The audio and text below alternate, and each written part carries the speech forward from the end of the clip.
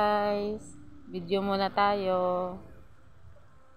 Ito yung lugar namin guys. Oh. Ito ay ilog.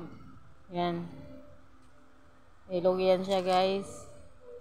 Tapos, ang ginawa ng crusher, kaya nagkaganito na itsura niya. Sobrang lawak na. Ngayon lang nagkatubig yan dahil umulan. Yan po yung bundok.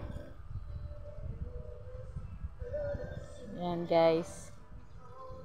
Yan ang lugar namin dito sa probinsya guys. Yan. Kapag pumunta kami sa bayan, medyo malayo pag naglakad kami. Dito ako dumadaan. Yan.